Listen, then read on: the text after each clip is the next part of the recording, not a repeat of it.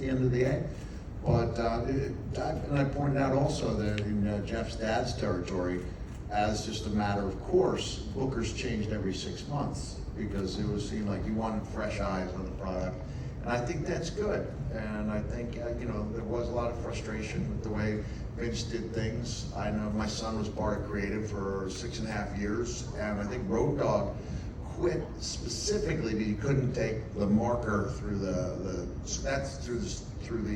program, 2 hours. How many times did you see Vince put a Sharpie through the program an hour or two before the show began? And that was the way he worked best. We've done shows in advance and we didn't even have a format. We'll catch up with you, so we'll give you a page at a time on live television. When I was the commissioner, we would begin with those 20-minute segments with a cast of a dozen or so. I remember my mom saying to me, "How many days in advance do you find out what you're going to say?" And I said, "Days?" She said, "How many hours?" And I said, "Hours?" She said, "Well, when do you get it?" I said, "Mom, sometimes the pyro is going off and you're back there and Vince runs up to you and he goes, 'Oh, Nick, when you're out there, don't forget to call Stephanie a bottom-feeding trash bag. Hope I got..."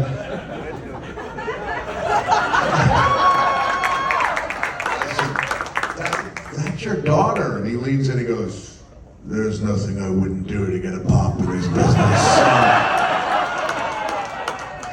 That's the way he loved flying by the seat of his pants, but I think, fresh eyeballs, Hunter's got some great ideas, always had the utmost respect for Stephanie, and I think they're doing a good job. I was just never a fan of beating someone in their own town on principle or embarrassing them in their hometown. So it's like, couldn't we just try slipping Charlotte over in Charlotte, Couldn't we try having Sasha get the win in Boston? So I just think that a change is good. I owe so much of my life to Mr. McMahon.